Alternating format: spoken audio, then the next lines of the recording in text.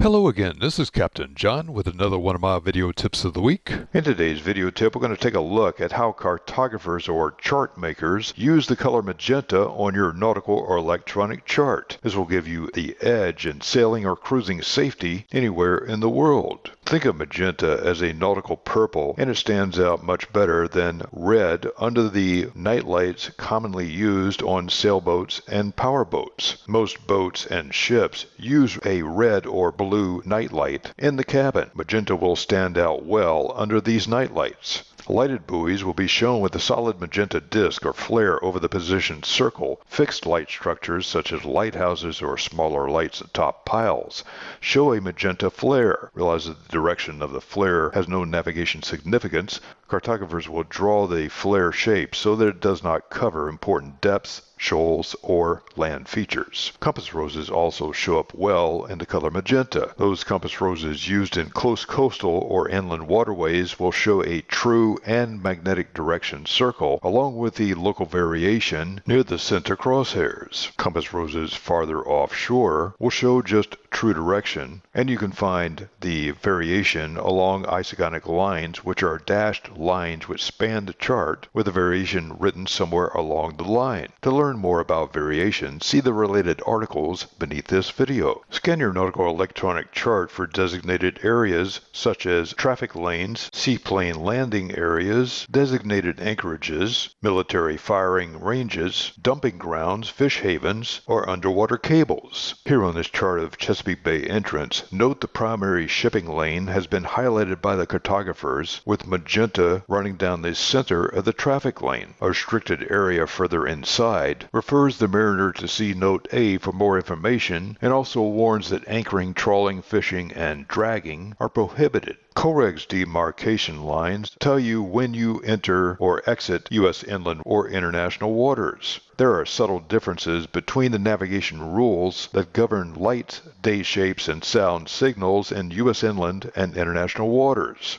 Download my ebook, Navigation Rules Made Easy, to find out more about these differences. Now you know how cartographers use the color magenta on nautical and electronic charts to give the sailing navigator valuable information that can keep you and your sailing crew safe and sound on the waters of the world. This is Captain John, and this has been another one of my video tips of the week. Find more sailing tips and techniques on www.skippertips.com.